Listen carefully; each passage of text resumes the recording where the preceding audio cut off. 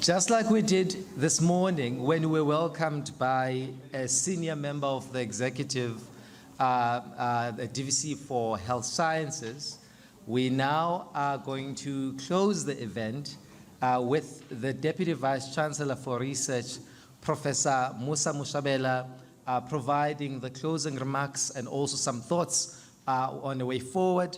As all of you would know, Professor Moshabela is a well-known scientist that features prominently on our TVs every now and then discussing COVID-19. We're very honored to say that you're with us today. Over to you, Professor Moshabela. Wow, you've made it. I am sure that the room was a little bit fuller than it is right now in the morning and throughout the day. I had planned my schedule so that I can arrive at lunchtime. And then I got here and I realized that there was a panel going on. I was like, what happened to lunch? But I was very happy to actually get to witness the cool things we could do with technology and satellite, and how to track them to where people are. It made me a little bit nervous, but I realized that that's the world we live in today. Ladies and gentlemen, good afternoon, good evening. I would like to greet all of you, those who have organized this event, who have traveled from far to be here, all the leaders in the university who are here, all the academics, the students. I also want to thank these technical guys here who are always doing an awesome job every time we have events like this. I would like to let you know that this is a very special event for us as the university. It's really special to have DU here with us as well, because some of you may not know that the university has only 3 strategic partners at institution to institution level, and UKZN is one of their 3 universities that are considered their strategic partners. This is very important to us. At some point, together with colleagues, we did travel to Denver to go visit. They told us that there was going to be a blizzard that night, and we waited for the blizzard. All we got was beautiful snow, not a blizzard. But colleagues, today has been incredible. I want to thank all the people that were taking notes for us. I have received the notes for the first half of the day, very detailed, and I'm very grateful for that, and I'm sure that they will continue to finish up with the notes for the rest of the day. Where are they? Is it the guys at the back? Thank you guys for the work that you've been doing in collecting all the information. So yes, we have been listening, we have been taking notes, we are taking seriously the discussions that have taken place here today. I want to start by thanking our keynote, Dr. Lavelle Francis. When he first came to UKZN to visit, Norma and I met with him and had lunch with him. And it was at that time we were like, you have to come and speak at one of our events.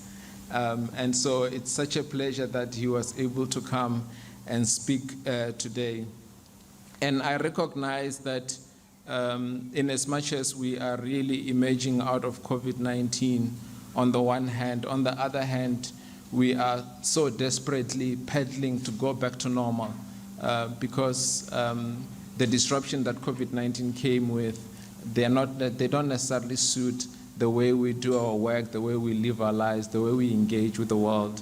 But the recognition that was given throughout the day in terms of, and actually in the theme of this very same summit, to the disruption of COVID-19, both as a problem but also as an opportunity, I think it's really important.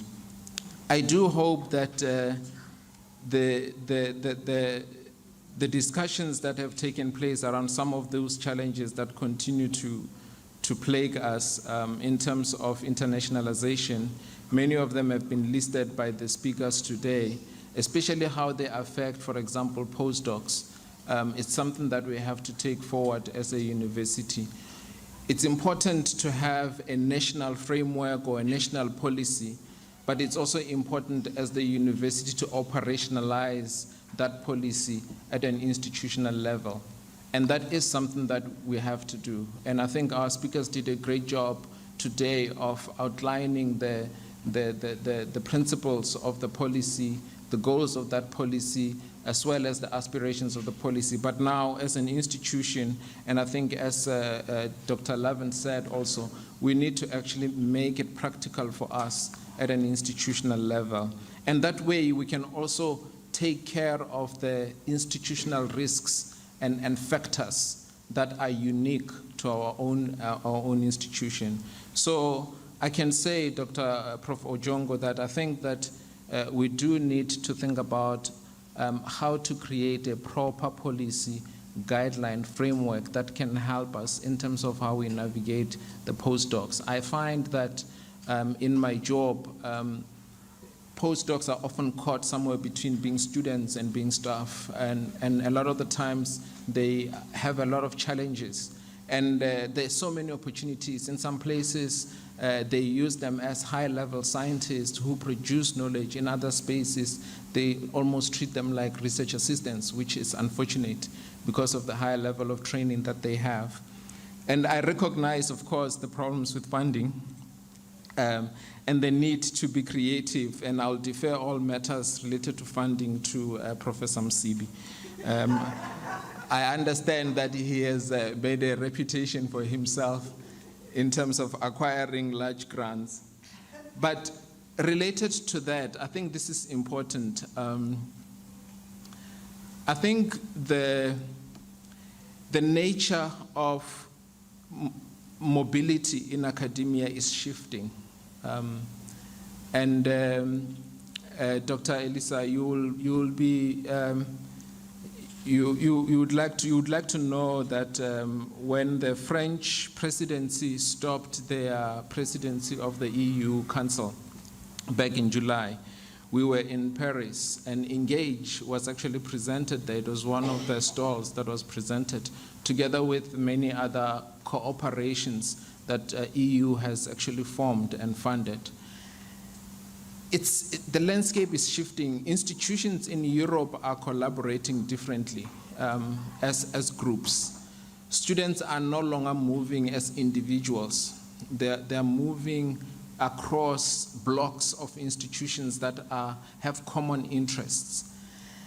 And between Africa and Europe, we are still finding students from Africa moving as individuals to Europe.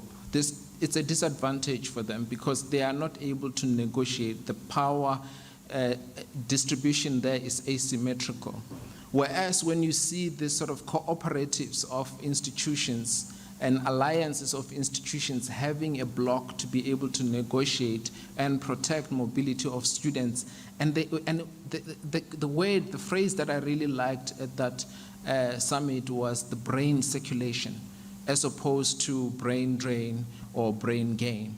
And so for me, I think that those priorities are going to affect how we engage, how we form partnerships. And I really hope that we can take those lessons and think about how we build them. So the sort of arrangements where you are able to have a grant-funded mobility of students as a block, perhaps between institutions, as Colin was saying, that we could have them in a triangle of institutions or partnerships across different entities and allow the negotiations to happen and the agreements to happen at that level for students to then be freely able to move. And where you find that a student is not well received in one institution, you can easily move that student to another institution. So those kind of things I think are really going to be important as we move forward. We are gathering bits and pieces of it from different places, but as an institution, we are gonna have to consolidate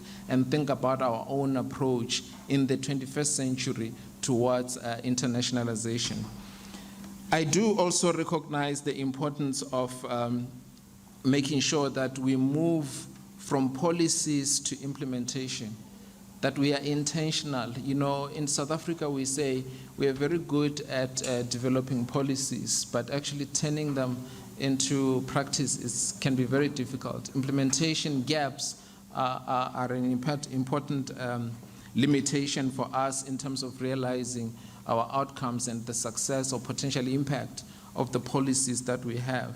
So in a way, then, we have to be intentional that when we've got policies and strategy documents around internationalizations, around postdocs, around partnerships and so forth, we then have to think about the implementation plan and ways of measuring the success or progress around that implementation. So I would leave you with that and ask you to continue to think about that as well.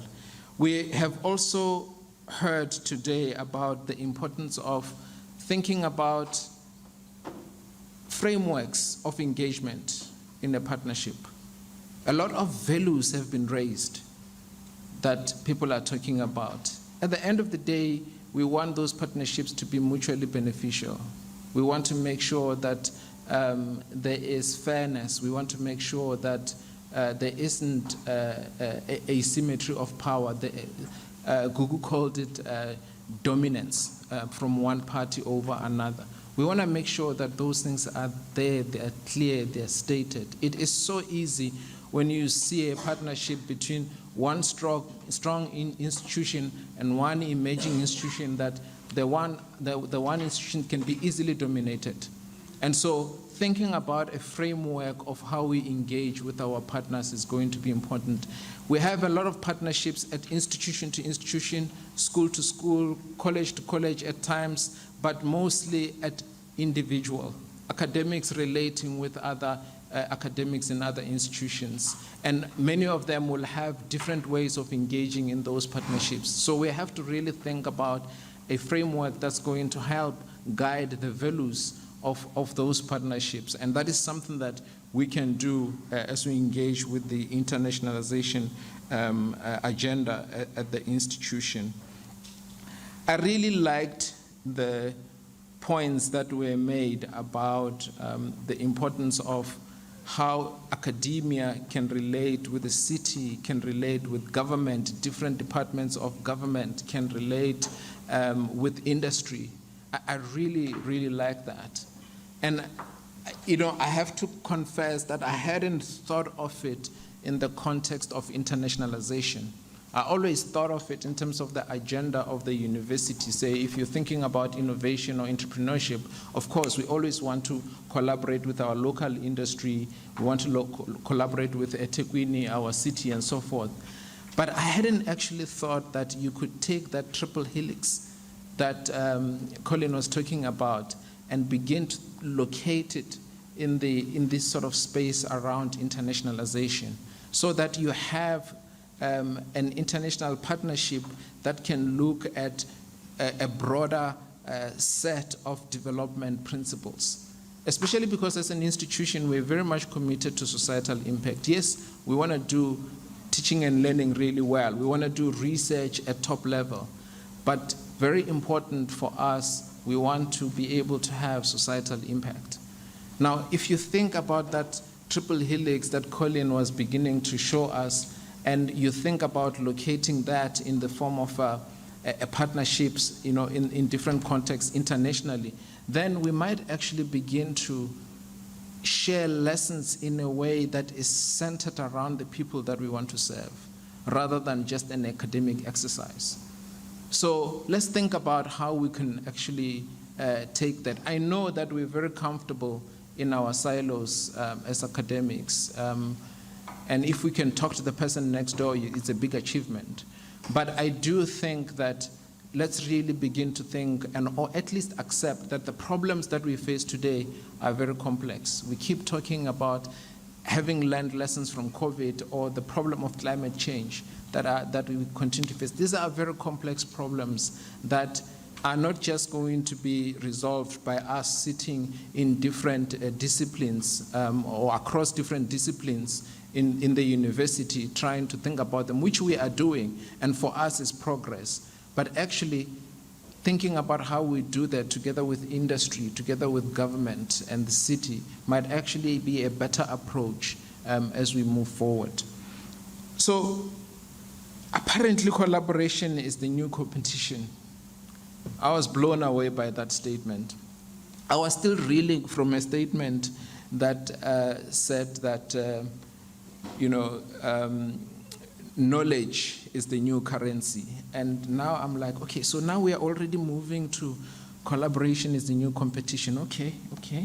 So I would like to think a little bit more around what this means and try and understand it. It sort of sent my head spinning. And Colin, I'll probably come back to you so that you can explain this thing to me. And at least, if you can explain it, I'll be able to sleep at night. Right now, I'm worried that I might have nightmares. Okay. But I do think that there is something to be said about that statement that tells us that going forward into the 21st century, we are not going to be able to succeed if we try and do things on our own, and everybody is frantic trying to form those partnerships.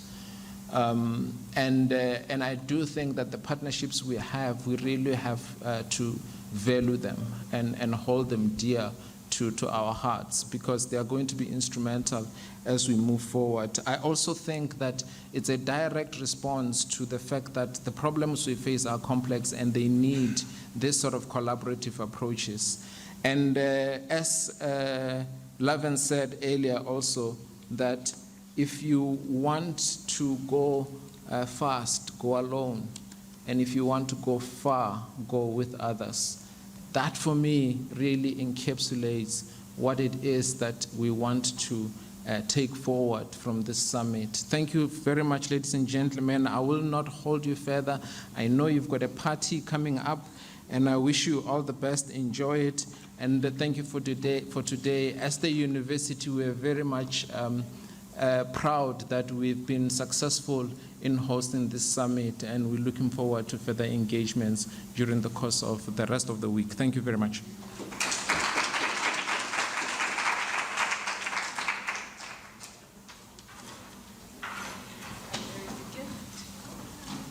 Okay, colleagues, I do not want to hold you any further. Enjoy the afternoon and see you tonight. We're going to be dancing and celebrating. Good afternoon to everyone. Bye-bye.